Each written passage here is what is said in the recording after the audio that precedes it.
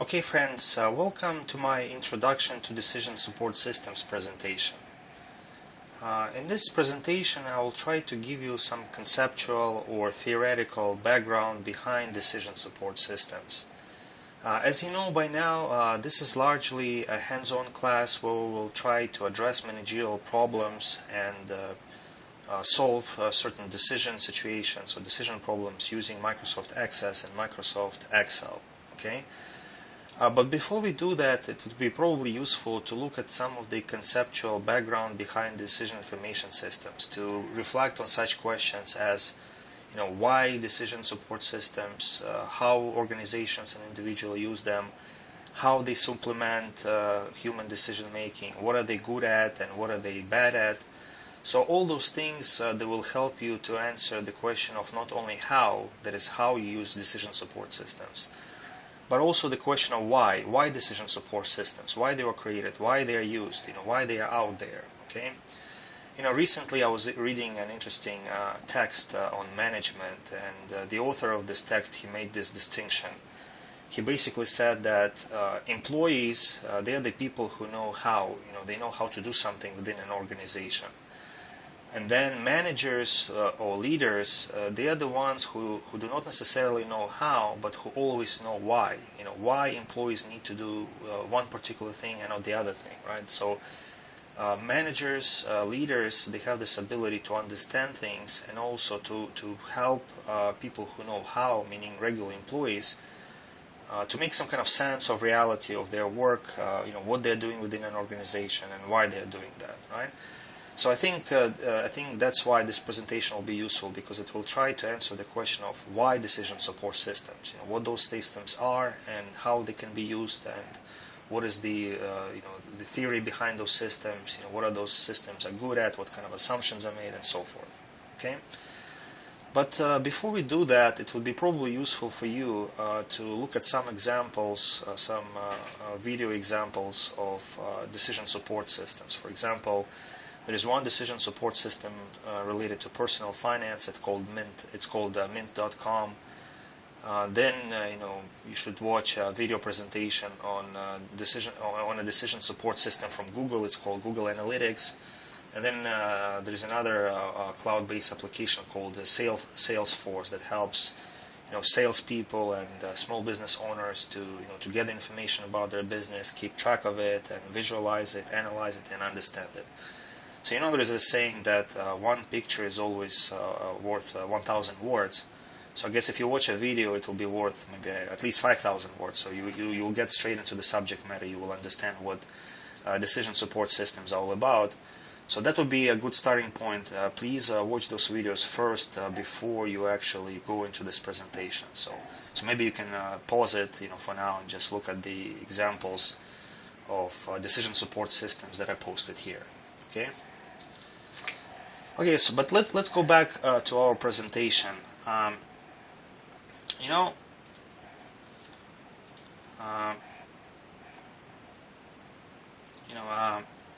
I'm trying to figure out which screen is being captured, this screen or the other one. Well, let's try with this screen, and then we'll see how it works. Okay, let me change display settings. Yeah, I think it will be like this. It's better like this. Now, what we will do first, I'll give you a few examples of cognitive biases, or visual biases. So take a look at those two lines. Here we have line A and line B. Now, take a look at those lines for a moment and try to answer the following question: which line is longer? Which line appears to be longer? Now, if you're like me, if you're like most people, you would probably say that line A is longer, because it does look, it does look that way. Now the correct answer is that both lines are exactly the same size. You can easily do that by using some kind of ruler, or just putting some kind of sheet of paper, or just using your fingers and trying to kind of capture the size of this line and then comparing it to the length or size of this line, and you will see that those two lines are of exactly the same size. Now let's look at another illustration. Now look at these lines right here, right? And think about this for a moment and answer the following question: are these lines parallel to the ground, or there is some kind of non-zero degree angle between those lines and the ground? In other words, are those lines just straight lines, or they seem to be kind of going down or up a little bit? So think about this for a moment. Now again, if you're like most people, you would probably say that those lines are not parallel to the ground. Like it looks like this line is going down, this line is going down this way, this line is going up a little bit. So this is how those lines appear to be, but the correct answer is that both lines are exactly parallel to the ground, meaning there is a 0 degree angle between those lines and the ground. Now let's look at another illustration. Now look at this GIF file, okay? And it appears that whenever you have this gradient background for this particular strip, it looks like the strip has uneven gradient color, where this part is lighter, this part is darker. But when the background is removed, as you see now, you see that the color of the strip is actually uniform. It's the same from this end to this end. You see it's the same color. However, this background makes it look like it's not an even color. There's some kind of gradient being involved. Okay. So that's another optical illusion. Now this one, to me, it was the most mind-blowing. When it was the first time I saw it, I couldn't believe it, and I really had to check because I couldn't believe my eyes. So look at this illustration, please, and look at those two blocks, block A and block B. Okay. Now look at those two blocks for a moment and try to answer the following questions.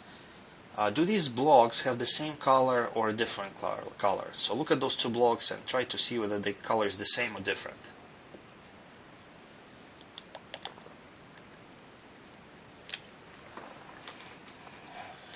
Now, if you like most people, you would probably say that B has a lighter color. I mean, that's how it looks to me. I mean, it looks like this block, block B, is almost white, while this block is dark gray, close to black, right? So to me, the way it looks like those two blocks are definitely of different color, okay? And when I saw this illustration for the first time, I was shocked to find out that block B and block A are actually of the same color. It may be hard to believe that, but I'll show you how to check easily for that. What you can do,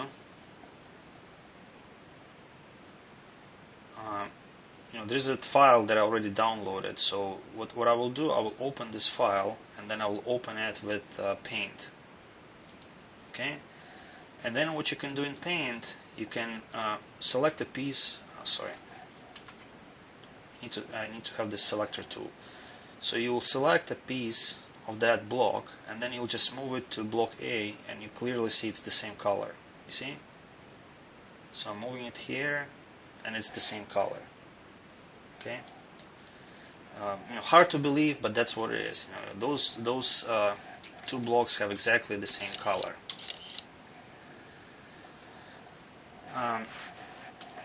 Now, what I would like to ask you next is why do you think we make those erroneous, those wrong judgments about what we see? About the length of those lines, about the color of those blocks, or orientation of those lines. Now, I'm sure that there are several ways to explain it. Probably one way to explain it is in terms of the kind of visual models that we have. It's like how we look at those things.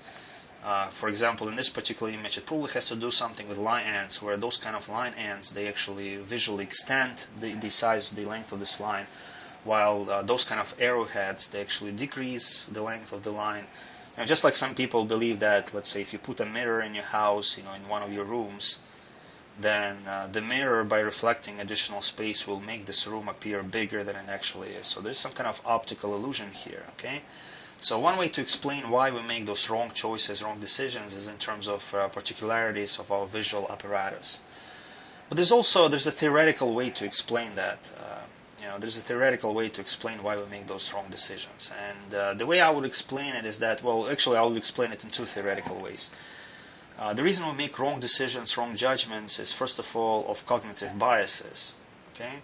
In other words, the way our brain works is not perfect. Sometimes we make big mistakes by relying on our brain alone, right? Number two, something that would make my explanation closer to the main subject matter of today's class, We make wrong decisions because first of all, we either don't have access to data and or the kind of thinking models, the kind of cognitive models that we use for making decisions in the absence of data seem to be flawed, right?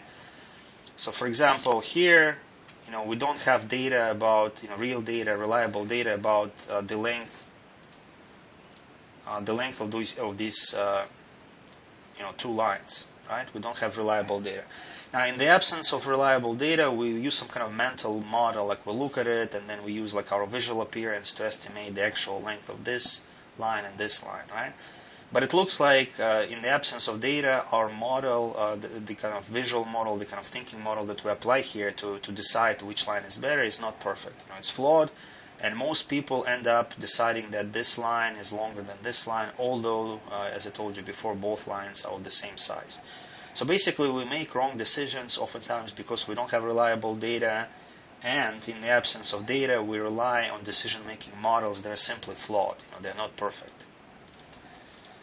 Now, if you search Google for cognitive biases, you will see a list of hundreds of them. There are hundreds of well-documented flaws that our thinking, that our brain has, in certain situations, right? So here I'll just provide a few examples of the kind of bias that our brain typically has. Well, number 2, wishful thinking. The formation of beliefs and the making of decisions according to what is pleasing to imagine instead of by appealing to evidence or rationality. In other words, sometimes we believe what we choose to believe in. In other words, we believe in things because we like to believe in those things, and sometimes what we believe in has nothing to do with reality. Right? The reality can be quite different from what we believe in. For example, let's say if you're a manager at an organization, you may like a particular employee because, let's say, this employee has good social skills. This employee is friends with everybody. He's good at listening to people, making friends, and so forth. So because of that, because you like this employee, you may wish that this employee is also a productive employee. He or she contributes a lot to the organization, but that may be very far from reality. It could be that this particular person is only good at talking and social situations, but he may not be actually, let's say, a good software developer, right? So this is wishful thinking. We believe what we wish to believe in and not necessarily what the reality is. Forward bias, a very interesting phenomena, and it's actually there's a very profound philosophical idea here, something that seems to kind of violate the validity of statistical reasoning or any kind of data-based or evidence-based reasoning. Forward bias, basically it's the tendency to create models based on past data which are validated only against the past data. Now what this means, it means we make predictions about the future by relying on our past experience, right? For example, let's take the city of San Francisco. I know that city of San Francisco, unfortunately, was a victim of several fires and earthquakes, right? So what some people would say, they'll say, look, nothing will ever happen to San Francisco. Look, in the past, San Francisco was able to survive several earthquakes and several fires, so if you have like an earthquake or a fire, God forbid, in the future, then San Francisco will be just fine. They will just recover, right? So that's what some people think. Now, if you think about it more, you'll probably see that whatever happened with San Francisco in the past has no relationship to whatever will happen in the future. Now think about this. The past does not have hands that somehow extend into the future, right? Whatever happens in the past is gone, and it has no impact on the future. Okay? Now, of course, it's not like that. It's not strictly like that. Of course, we're using our past experience with some degree of success to predict future. For example, let's say in the past you were not studying well for a particular course and you failed that course, unfortunately, right? So you know that if in the future if you take another course and you don't study, you don't devote much time to it, you may fail it as well, right? So there is some kind of certainty in that prediction. However, what you need to understand that this certainty, this probability that that future will be exactly the same as past is not guaranteed. It's not 100%, right? But a lot of people think that whatever happened in the past will be 100% indicator, will be an indicator of what will happen in the future with 100% certainty, which is not the case. Now, in the world of business, forward bias works something like this. Let's say we have a very successful company such as Apple or Microsoft, and this company has been very successful financially for a number of years. So sometimes people will think that, well, nothing will happen in the future to this company. They will always be profitable. They will never go bankrupt. But as you know, some companies, in fact, most companies, they are being established. They go through the growth stage, but eventually their growth stabilizes and they start declining. Another cognitive bias, gambler's fallacy. There's a long explanation here. But gambler's fallacy means that, first of all, let's try to talk about like a typical gambler. Now, some gamblers, or most gamblers, they think that whatever happened in the past, whatever experience they had with gambling in the past, will be an indicator of the future. For example, if somebody loses a lot of money at a casino, right? They will think that, well, look, I've been losing money for the last 5 days. There's no way I can lose today because it's just that I need to win, right? Because I've been losing so much, I need to win eventually, right? So they all think that way, but again, it's a classical fallacy. Whatever happened in the past has no relationship to what will happen in the future. Now, in most textbooks on statistics, on probability theory, they illustrate the gambler's fallacy as follows. Imagine you have a coin, let's say a quarter, and you flip that coin 100 times. Now let's imagine that on all 100 attempts you got a tail. Now of course, this situation is highly improbable, but it is possible. In other words, it is possible that you throw a coin 100 times and you get 100 tails, right? So the question is, if you got 100 tails, what is the probability that on the next throw, when you toss that coin for one more time, what is the probability that you will get, let's say, a head? Okay. Now, I forgot what I told you in the beginning, whether it was heads and tails. But let's say for 100 attempts we got tail. So the question is, what is the probability that on the next attempt you get a head? Right. Now, some people will think that. Well, since we had like 100 outcomes that are the same, there's no way the outcome will be the same on 101st attempt. So it will be a different outcome, right? However, the answer is wrong because the answer is always 50%. I mean, whenever you throw a coin, there's always a 50% chance that you will get a head and 50% chance that you get a tail. So it doesn't matter what happened in the past, how many times you threw this coin, what kind of outcomes you got, the probability of getting a head is always 50%, right? So that's gambler's fallacy. People feel that if they lose a lot of money in a casino and they play one more time, they gotta win. It's guaranteed that they will win. But again, whatever happened in the past has no influence on what will happen in the future.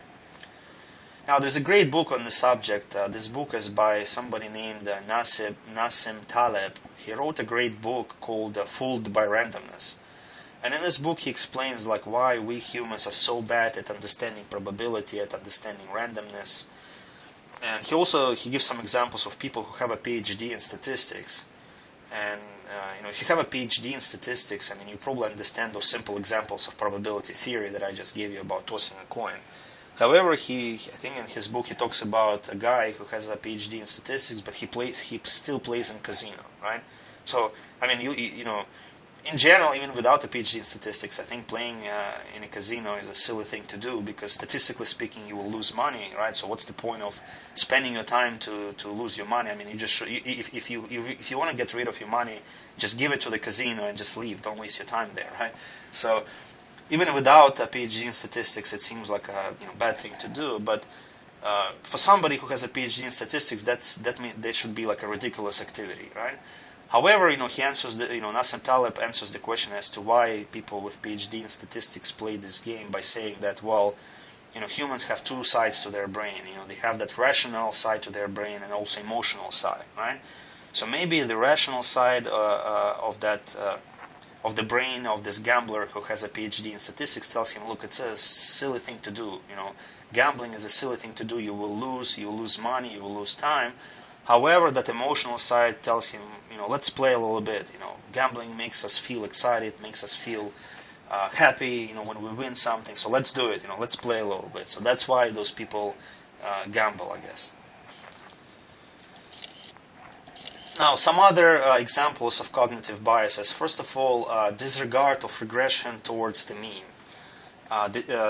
this phenomenon means the tendency to expect extreme performance to continue. Now, there's another way to explain this cognitive bias. It's called the so-called Sports Illustrated jinx or Sports Illustrated curse. Now, some sports journalists over time, they noticed that whenever an athlete appears on the cover of Sports Illustrated, his or her performance starts to decline after that, and that's why they call it like the curse of Sports Illustrated. However, if you think about it, there's nothing magical about it. There's no curse involved. What happens probably is that whenever somebody appears on the cover of Sports Illustrated, it means this athlete is at the peak of his or her performance, right? So any kind of peak will inevitably be followed by a decline. So that's why people who appear on the cover of Sports Illustrated tend to have their performance, tend to have decreased performance afterwards. It's a natural thing, right? This is like the most fundamental law of life. Humans, individuals, organizations, countries, they go through a period of growth, stabilization, and decline. You just cannot avoid that. By the way, this is the central, very simple yet central idea behind Warren Buffett's investment philosophy. Now, Warren Buffett, he practices the following principle: buy low, sell high. So a lot of the times investors, inexperienced investors, they refuse to believe that superior performance of stock is unnatural. So for example, if the stock market is booming nowadays, it's actually a bad thing according to Warren Buffett, because any kind of boom, any kind of peak will be followed by decline. But people sometimes they refuse to believe that. Somehow they start believing that real estate prices will never go down, but they will. I mean, if they grow, if they go through the period of growth, there will be some kind of period of decline. So what Warren Buffett does, when he feels, when he sees that stock market is growing, and it just keeps growing on and on, he starts feeling pessimistic and he starts actually selling his stock, because that's when you can get the top price for your investment. And then when performance goes down, when there is some kind of market crash, people start panicking. They start selling their stock, and that's when Warren Buffett prefers to buy. So back in 2008. When we had this stock market crash caused by the real estate bubble, that's what Warren Buffett did. He just kept buying stock on and on. So a lot of people, they don't understand that superior performance, abnormal performance is not normal. I mean, it will actually stabilize. No matter what it is, it will stabilize. Another cognitive bias that we'll have is stereotyping. In other words, we have some kind of prior assumptions about members of a particular group, and we don't want to abandon those assumptions. We always want to make use of those assumptions. I think this is something related to human nature, where we simply refuse to be wrong. I mean, we refuse to abandon our beliefs. So this is how our mind works. Once we make some kind of assumption, once we start believing in something, we don't want to be proven wrong, right? So, for example, if you see a guy on campus who looks very tall and physically fit, immediately you will assume that he's an athlete. Let's say you will assume that he's playing football or he is in track and field. But who knows? I mean, just because he's strong and athletic, it doesn't mean he's an athlete. I mean, he could be like a computer programmer or mathematician, right? But we tend to use our stereotypes over and over again. Now, some other cognitive biases, well-traveled road effect. Basically, it means that we underestimate the duration it takes us to get from point A to point B, using a route that we know and we use all the time. At the same time, we overestimate the duration of time it will take us to travel from point A to B using a different route. So basically, we are kind of afraid of the unknown, and we're also overestimating the amount of time it will take us to travel through that unknown path. Then we have also like an illusion of superiority. Like a lot of students, a lot of employees, they overestimate their own desirable qualities and underestimate their own undesirable qualities. So, for example, if you talk to a group of students or a group of employees and you ask them how many of them think that they are above average students or above average employees, then you will see that 80 or 90% of them will raise their hands. Now, you know that it cannot be that way, right? I mean, if we have, like, let's say, a group of 100 students, then 50 of them will be above the mean, above the average, and 50 will be below the mean, below the average, right? So they cannot, 80% of them are highly unlikely to be above average, right? Unless it's some kind of, upper level course. So that's what it is. We always overestimate our own qualities, our own achievements, and underestimate and have less respect for other people's qualities and opinions. This is explained, sometimes when you look at somebody doing work, it always looks much easier. When somebody else is doing this work, it looks easy. When you do it, it looks, you feel that it's a hard work to do, and you feel very proud of finishing a particular job. Another set of cognitive biases, money illusion. Sometimes people just get stuck on the face value of money, and they refuse to recognize that this money is not worth as much anymore. Like, for example, I met some people who feel very irritated by the fact that buying coffee at Starbucks costs sometimes between, I don't know, $2 and $5. They're like, what, paying $5, $5 for a cup of coffee? Like, in my days, coffee was, I don't know, 25 cents or something like that, right? So, I mean, it's a correct observation that, 50 years ago, coffee was 25 cents. However, you need to understand that 5 years ago, 25 cents could buy you more things than $5 now, right? But some people just get fixated and they just keep talking about it on and on, refusing to kind of let it go, the idea that the value of money declines.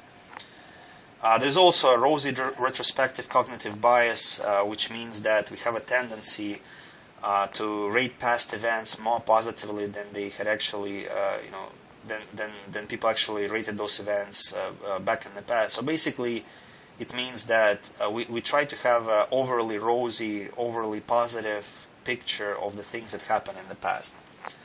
For example, I remember my great-grandma, when she was in her 90s, she would always lecture me and my cousins by saying, look, in the old days, when I was a kid, things were not like that. I mean, kids were much more disciplined, they were more obedient, they did this, they did that, and you guys are not doing those things.